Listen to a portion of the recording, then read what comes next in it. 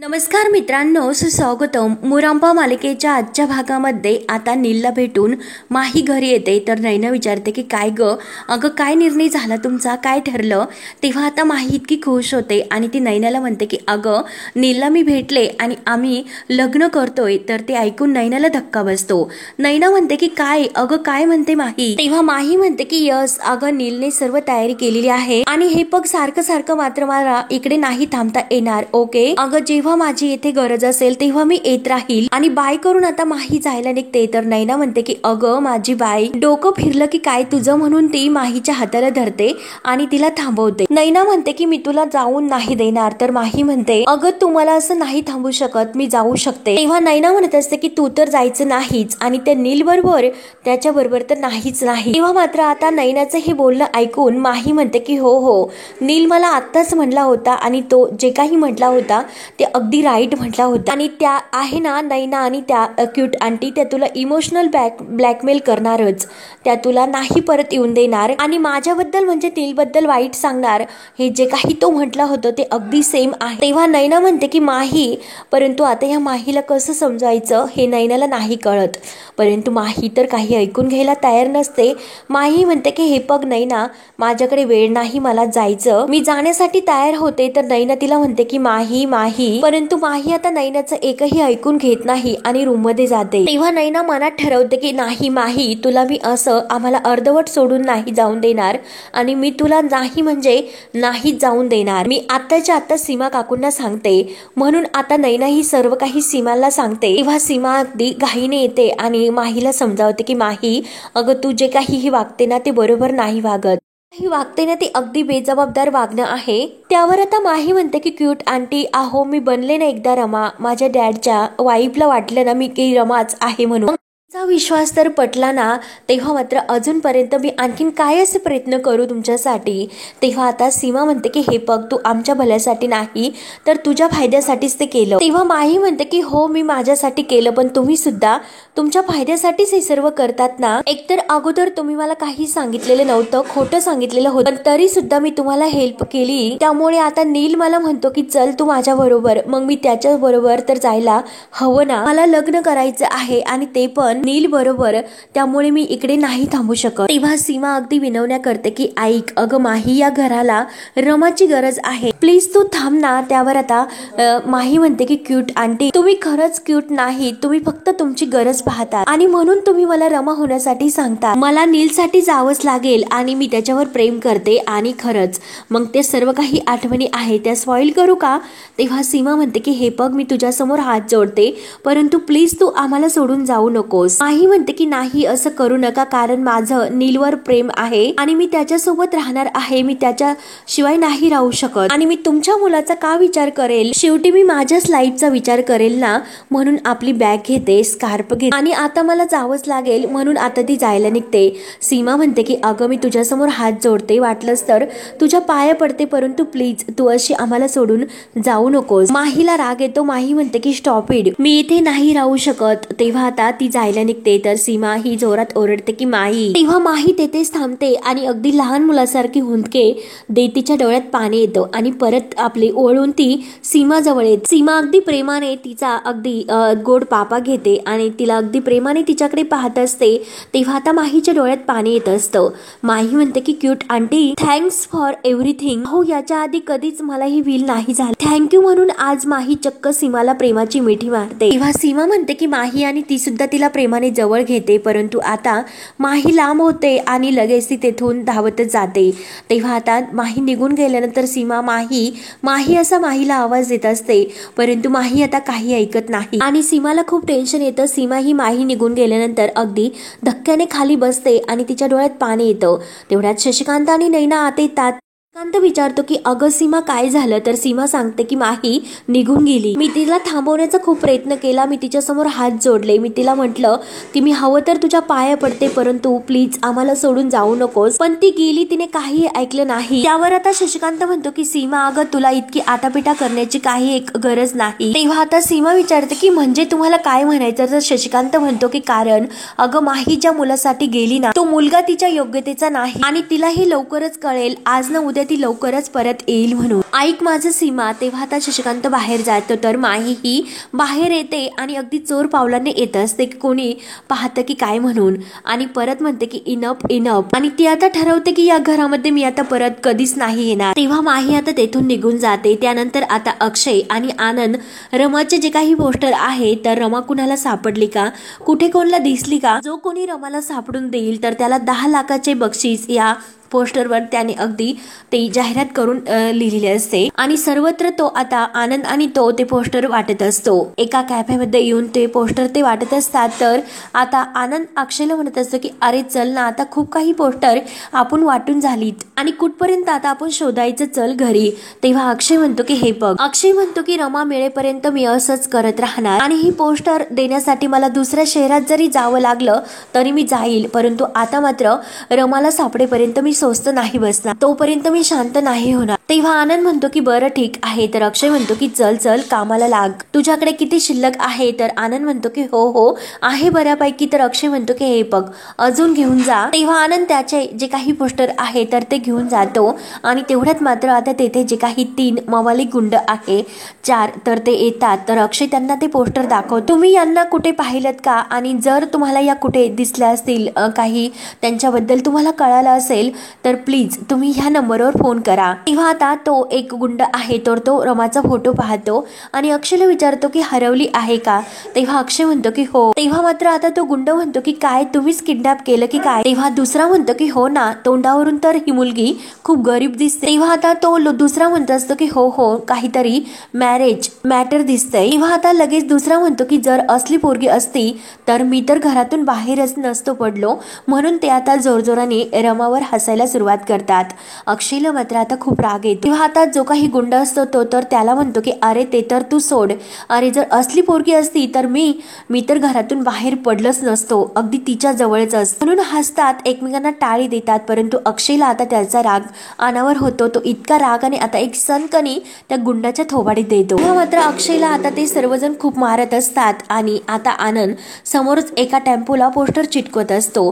तेव्हा आनंदचं लक्ष जातं. आनंद धावतच येतो आणि अक्षयला सोडवतो, त्या गुंडांना बाजूला करतो आणि अक्षयला धरून तो चल म्हणत असतो. काय रे अक्षय, कशाला कोणाच्या नादाला लागतोस रे तू. आणि आनंद अक्षयला तिथून बाजूला घेऊन जातो. तेव्हा तो गुंड सुद्धा खूप भडकलेला असतो, आपला गाल चोळत असतो आणि आता ते पोस्टर आहे ते अगदी तेथे रागाने फेकून देतो. त्यानंतर आता रात्र होते तर माही नीलला भेटायला येते आणि नीलला ना तिला आता लग्न करायचं असतं. तर माही इतकी खुश असते. तेव्हा आता नील तिला सांगत असतो की माही जो काही प्लॅन आहे तो अगदी सिंपल आहे. काही दिवस आपण म्हणजे माझ्या घरी थांबूयात, म्हणजे नीलच्या घरी, आणि तेथे जर देविकाने आपल्याला ट्रॅप केलं तर तोपर्यंत दुसरीकडे कुठे जायचे ती जागा मी फिगर आउट करेन. परंतु आता मात्र तुला ते सीमा आंटीच्या घरी जाण्याची अजिबात गरज नाही. ओके ना. तर माहीला खूप असं वाईट वाटत असतं. ते नीलला म्हणते की नील अरे खरंच मी क्यूट आंटीला खूप असं हर्ट केलं, त्यांना माझी हेल्प हवी होती. तेव्हा नील म्हणतो की माही यार अगं काय चाललं तुझं हे सर्व, आणि हे बघ ते लोक तुला इमोशनल ट्रॅप करतात आणि तू मात्र ट्रॅप होते, कशाला तू त्यांचा इतका विचार करते, सोडून दे. देख तू अभी अपने शादी पे फोकस कर. तेव्हा नील तिला खूप काही असे स्वप्न दाखवत असतो आणि माही तसतशी खूप अशी खुश होते. आणि तेवढ्यात मात्र आता घोटाळे आणि देविका यांची गाडी तेथे येते. घोटाळ्यांचं लक्ष आता माहीकडे जातं म्हणून तो आता जोराने गाडी थांबवायला सांगतो. माहीचे लक्ष जाते ती देविका आणि घोटाळे यांना पाहते आणि नीलला म्हणते की अरे नील, घोटाळे आणि ती देविका आली येथे. तर आता घोटाळे देविकाला म्हणत असतं की मॅडम अहो लोकेशन तर इथलंच दाखवतंय, म्हणजे नक्की माही येतेच असेल. तेव्हा आता माही तेथे खाली लपते आणि नील तिला म्हणतो की चल पटकनी चल. तेव्हा आता नील आणि माही हे त्या टपरीच्या मागे लपतात. तर देविका ही खाली उतरते आणि घोटाळ्यांना विचारते की काय कुठे. तर घोटाळे म्हणतात की मॅडम इथेलच लोकेशन दाखवतंय. तर देविका म्हणते की ओके चला मग शोधूया. आणि घोटाळे आता चला म्हणते आणि देविका म्हणते की चला शोधा. तर घोटाळे आता गाडीला पूर्ण गरका घालतात. तर देविका म्हणते की घोटाळे क्विक. तेव्हा घोटाळे म्हणतात की मॅडम इथलंच लोकेशन आहे म्हणून. तेव्हा आता माही नीलला विचारत असते की अरे आता आपण काय करायचं, आपण परत तिच्या ट्रॅप मध्ये अडकू. तेव्हा नील म्हणतो की मी तुला म्हणालो होतो की माही देविका सतत माझा पाठलाग करत असते. तेव्हा आता माही म्हणते की मी आता क्यूट आंटीकडे जाते आणि समोर ज्या काही स्टूलवर बॅग असतात त्या बॅगा घ्यायला जाते. तेव्हा मात्र देविकाचं लक्ष माहीकडे जाते आणि आता देविका म्हणते की घोटाळे माही. त्यानंतर आता इकडे मुकादमांच्या घरामध्ये पार्वती आजी काहीतरी हिशोब करत असते. असते तर अभि तेथे अगदी खुश होत शिट्ट्या वाजवत येत असतो. तर पार्वती आजी त्याला विचारते की काय रे अभि, काय झालं इतकं खुश होण्यासाठी तुला. तेव्हा आता अभि म्हणतो की आजी आता सगळं काही छान आणि सुंदर सुरळीत होणार आहे. तेव्हा आता आजी म्हणते की काय रे, कसं, माझ्या मनातील बोलला रे, फक्त कधी काय होईल त्याची काळजी असते, काही सांगता येत नाही. पण अरे अभि तुला का वाटतं रे, अरे आता सगळं काही चांगलं होणार आहे म्हणून तू इतका खुश का दिसतोस. अरे अभि तुला काही कळलं का. तेव्हा अभि म्हणतो की आजी अगं कशाबद्दल. तेव्हा आजी म्हणते की अरे कशाबद्दल नाही, आपलं असं जनरल विचारलं मी तुला. तेव्हा मात्र आता अभि म्हणतो की अच्छा, आणि परत तो आजीकडे एकटक पाहत असतो आणि परत आजीला विचारतो की आजी तुला काही कळले का. तेव्हा आजी म्हणते की छे अरे मला तर कुठे काय कळायचं, माझी फक्त एकच इच्छा आहे की आपली रमा परत सुखरूप घरी यावी, आणि जरी रमा घरी आली तरी ती आपली रमाच असेल का. तेव्हा अभि म्हणून जातो की हो अगदी सेम टू सेम असेल. तेव्हा मात्र आता आजीचा धक्का बसतो. आजी म्हणते की म्हणजे अभि काय. तर अभिच्या लक्षात येते की आपण काय बोलून गेलो, म्हणून तो आजीला म्हणतो की नाही अगं आजी मला तसं म्हणायचं नव्हतं, म्हणून तो स्वतःला शांत करतो. त्यानंतर आता इकडे देविकाने माहीला तर पाहिलेलं असतं, तर नील आता माहीला म्हणत असतो की हे बघ, येथून फक्त निघण्यासाठी आपल्याकडे एकच मार्ग आहे, आणि तेथे मात्र देविका आहे. तू देविका जवळून नाही जाऊ शकत, कारण देविका तुला आणखीन बघेल, त्यामुळे तू एक काम येथेच कुठेतरी लप. तेव्हा माहीला आता कसं तिथून बाहेर पडायचं म्हणून खूप टेन्शन येते. नील म्हणत असतो की तोपर्यंत तू लप, आणि त्या दोघांना मी मॅनेज करतो आणि त्यांना बिझी ठेवतो, पर्यंत तू कुठून तरी बाहेर जाण्याचा रस्ता शोध. तेव्हा माही म्हणते की बरं, परंतु देविकाचं तर सारखं लक्ष आहे. माही खूप घाबरलेली असते. माही म्हणते की अरे नील, जर आपण परत तिला त्या दिवशी सारखं सापडलो तर ती परत आपल्याला त्या दिवशी सारखं बांधून ठेवेल, आणि तू बघितलंच होतं की माझ्या डॅडूला सुद्धा तिनेच मारलेलं आहे, ती मला सुद्धा तसेच मारेल, तिला सर्व प्रॉपर्टी हवी आहे, त्यामुळे ती काही पण करू शकते. तेव्हा आता नील म्हणतो की माही शांत हो, मी असं काही नाही होऊन देणार. नील म्हणत असतो की हे बघ अच्छा खरंच माही सॉरी, मी आपल्यासाठी खूप असा प्लॅन छान केला होता, परंतु या देविकाने सर्व काही माती केली, परंतु ऐकून घे, नेक्स्ट टाइम मी आणखीन बेटर प्लॅनिंग करेन. ओके जा बरं तू लप. आणि तोपर्यंत घोटाळे मात्र आता एका माणसाची गप्पा करण्यामध्ये मग्न होतात. तेव्हा आता देविका ही घोटाळ्यावर ओरडते की घोटाळे जा. तोपर्यंत आता नीलने माहीला काढून दिलेलं असतं की आपण नक्की आता पुढच्या वेळेस बाईकवर भेटूयात. आता घोटाळे इकडे यायला निघतात, तर नील समोर असतो आणि माही तेथून निघून गेलेले असते. नील लगेच आवाज देतो की घोटाळे. तेव्हा घोटाळे तर खुश होत नील जवळ येतात आणि त्याच्या हातामध्ये हात देत म्हणतात की काय म्हणतोस. तेव्हा नील त्यांना विचारतो की तुम्ही इथे काय करतात. घोटाळे म्हणतात की नाही म्हणजे असं. तर नील विचारतो की चहा घेणार का. घोटाळे हो म्हणतात. तर लगेच नील जे काही चहावाला असतो त्याला म्हणतो की साहेबांसाठी अगदी स्पेशल असा चहा बनव. आणि घोटाळे मात्र आता नीलशी बोलायचे अगदी मग्न होतात, आणि देविका आता या घोटाळ्यावर खूपच रागावते की कुठे गेला असेल हा. आणि तेव्हा देविका ही घोटाळ्यांना पाहत असते, आणि तेवढ्यात मात्र एका समोरून टेम्पो जवळून माही ही धावत जाताना देविकाला दिसते. देविकाचं लक्ष जातं. देविका लगेच तिच्या मागे पाठलाग करत माही असा आवाज देत येत असते, आणि लगेच माही करत तिचा पाठलाग करत जाते. त्यानंतर आता इकडे आजीने जे काही विचारलेलं असतं तर अभि सांगत असते हे नाही ते नाही ते, आणि आजी ते नाही हे असं करत मी आलोच असे बोलून आतमध्ये तो जायला निघतो, परंतु आजी मात्र त्याला काही आतमध्ये जाऊन देत नाही, आणि अभिला म्हणते की एव जरा असं समोर ये, जरा खाली बस. तेव्हा आता आजी अभिषेकला खाली बसल्यानंतर विचारते की काय रे अभिषेक, तू काहीतरी बोलण्याबद्दल टाळतो का बोलायचं. तेव्हा आता अभि म्हणतो की खरं तर मला त्या विषयावर बोलायचं तर आहे, परंतु तू तर माझ्याशी बोलू शकत नाही, किंवा तुला सुद्धा माझ्याशी त्याच विषयावरती बोलायचं, आणि मी तुझ्याशी नाही बोलू शकत, म्हणजे आपण एकमेकांशी नाही बोलू शकत. अभि म्हणत असतो की नाही मीही नाही असं त्याचं वारंवार तेच सुरू असतं. तेव्हा आता तो माही असं म्हणून जातो, परंतु आजीला तर माहितीच असतं. आजी म्हणते की माही म्हणजे अभि, तुला नक्की माहिती आहे. आता अभि आणि आजी एकमेकांकडून अगदी समजून घेण्याचा प्रयत्न करत असतात, कारण अभिलाही माहिती नसतं की आजीला माहिती आहे, आणि आजीलाही माहिती नसतं की अभिला माहिती आहे म्हणून, कारण माहीबद्दल.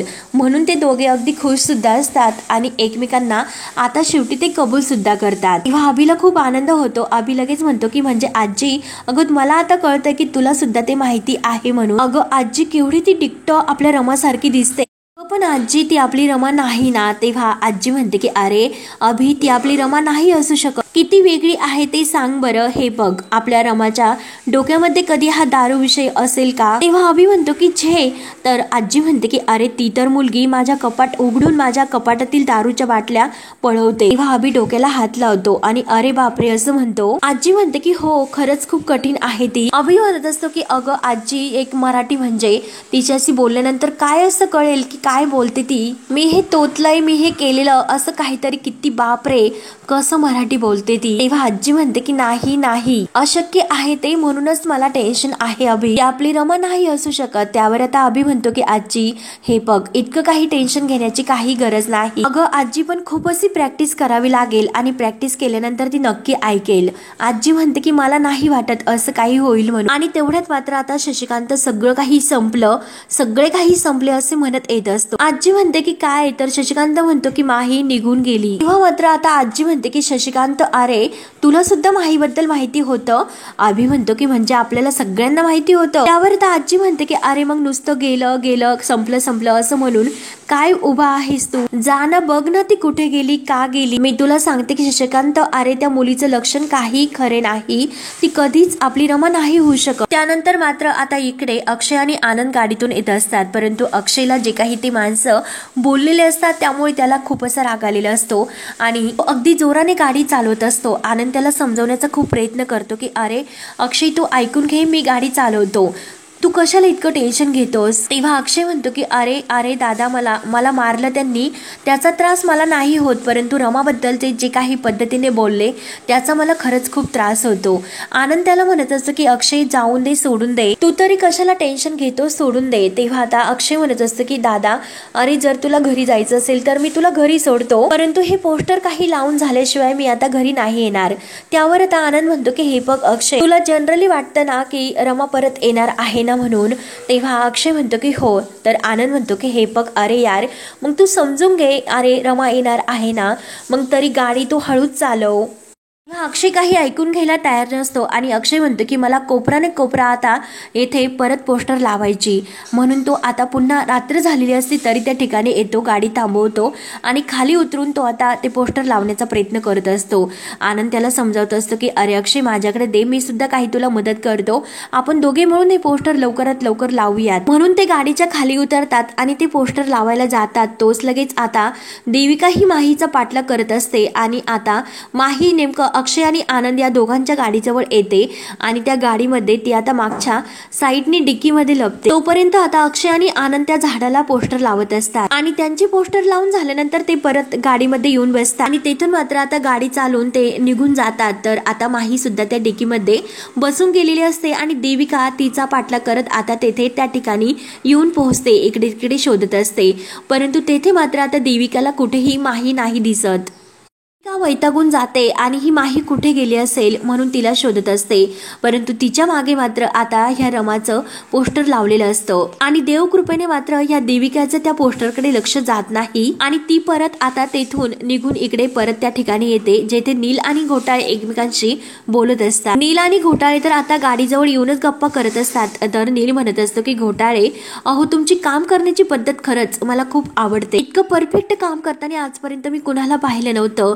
आणि तेवढ्यात आता देविका तेथे येते तर घोटाळेचं लक्ष मॅडमवर जातं आणि तो म्हणतो की मॅडम, आणि हे बघा मी नीलला पकडलं. तर आता देविका तेथे येते आणि नीलला विचारते की माही कुठे आहे. तेव्हा नील देविकाला म्हणतो की मला काय माहिती माही कुठे आहे ते. देविका म्हणते की हे बघ नील, खोटं बोलू नकोस, माही आता तुझ्या बरोबर होती, सांग मला की माही कुठे आहे. तेव्हा आता नील म्हणतो की हे बघ देविका मॅम, अहो मी आता माही सोबत नव्हतो, वेगळीच मुलगी माझ्या सोबत होती. तेव्हा नील परत तेच म्हणतो की मी तुम्हाला आता परत एकदा सांगतो की मी वेगळ्या मुलीसोबत होतो. घोटाळे म्हणतात की नाही मॅडम, हा खोटं बोलतोय, हा वेगळ्या मुलीशिवाय बरोबर नाहीच असू शकत आणि ती कोणी वेगळी नव्हती, ती आपली माहीच होती. तर देविका रागाने म्हणते की हे बघ, तू माहीला कितीही लपवण्याचा प्रयत्न जरी केला तरी सुद्धा मी माहीला शोधून काढेल, हे माझं चॅलेंज असेल. तेव्हा मात्र आता नील फक्त हसत असतो. त्यानंतर मात्र आता अक्षय आणि आनंद घरी येतात, गाडीतून खाली उतरतात. तर आनंद हा अक्षयला धरतो, अक्षयला म्हणत असतो की सावकाश जरा, काही गरज होती का, हे सर्व करण्याची। म्हणून अक्षयला हाताला धरून तो आता घरात घेऊन जातो आणि तेवढ्यात माही आता डिकीच्या खाली उतरते आणि परत आता गाडीच्या खाली उतरल्यानंतर तिला खूप शिंका येत असतात, म्हणून ती परत धावतच आत जायला निघते। परंतु तिच्या समोर मात्र आता सीमा उभी असते आणि रागाने आता माहीकडे ती पाहत असते। तेव्हा आता सीमाला बघून माही घाबरते आणि म्हणते की क्यूट आंटी। सीमा म्हणते की झाले ना, तुला तर पळायचं होतं, बघितलं ना काय झालं, अगं तुझं नशीब तुला पुन्हा पुन्हा येथेच आणतं आणि हेच तुझं प्रयत्न आहे, चल मी तुला सांगते काय आहे ते। म्हणून सीमा आता ही माहीला घेऊन आत जाते। तेव्हा मात्र आता सीमा ही माहीला सर्व काही सांगणार असते आणि आता माहीला ही सर्व सांगितल्यानंतर अक्षयची अवस्था कशामुळे अशी झाली म्हणून आता ते सर्व सांगते। म्हणून आता सीमा एक खूप मोठा निर्णय घेते, माहीला आता जेथे रमाचा ऍक्सिडेंट झालेला आहे त्या ठिकाणी ती घेऊन जाण्याचा निर्णय घेते। आणि मित्रांनो, हा भाग येथे संपतो। तर आता सीमा गाडीतून ही माहीला त्या ठिकाणी घेऊन येते जे काही रमाचा अपघात झालेली घटना घडलेली आहे तेथे। तेव्हा आता माही गाडीच्या खाली उतरते आणि आंटीला विचारते की आंटी, मला तुम्ही येथे का घेऊन आलात। तेव्हा आता सीमा आता खूप रागवलेली असते, माहीला म्हणत असते की बघ अगं बघ, माझा अक्षय येथे कायम येऊन रडतो आणि येथेच मात्र माझ्या रमाचा अपघात झाला आणि ती आम्हाला कायमची सोडून गेली। तेव्हा मात्र आता हे सर्व ऐकल्यानंतर माहीला तर धक्काच बसतो आणि जो काही अपघात तिच्याच गाडीने तिच्याकडून घडलेला असतो त्या मुलीचा ते सर्व काही क्षण आता माहीच्या डोळ्यासमोर येतात आणि हीच यांची रमा माझ्याच हातून मेली आणि तिचा अपघात घडला हे माहीला आता समजतं। तेव्हा आता हे ऐकल्यानंतर माही पूर्णपणे धक्क्यात जाते। तर सीमा म्हणते की माही, तर माही म्हणते की माही नाही तर रमा, आजपासून मी तुमच्या अक्षयची रमा असेल। आणि त्यानंतर मात्र आता एक खूप मोठा असा चमत्कार होतो, कारण जेथे आपली रमा ही अगदी बेशुद्ध अवस्थेत असते, तिच्यावर उपचार सुरू असतात, तर तेथे आता देवकृपेने तिला शुद्ध आलेली असते आणि मात्र आता तिच्या तोंडांना वगैरे खूप असे जखमा असतात, डोक्याला पट्टी असते आणि तिला सुद्धा आता जेव्हा शुद्ध येते तर तिला अक्षयची आठवण होते आणि ती जोरात अक्षय म्हणून ओरडते आणि उठते। तर इकडे मात्र आता जेव्हा माहीनं अक्षयसाठी रमा होण्याचं कबूल केलेलं असतं तेव्हा सीमाला खूप आनंद होतो। सीमा अगदी प्रेमाने माहीला जवळ घेते आणि तिला सुद्धा आता आनंद होतो। तर इकडे रमाला सुद्धा आपल्या अक्षयची आठवण होते आणि इकडे मात्र आता सीमाने ह्या माहीला जवळ केलेलं असतं। तेव्हा आता पुढे काय काय होत राहील हे पाहण्यासाठी आपल्या चॅनलला नक्की सबस्क्राईब करत राहा। धन्यवाद।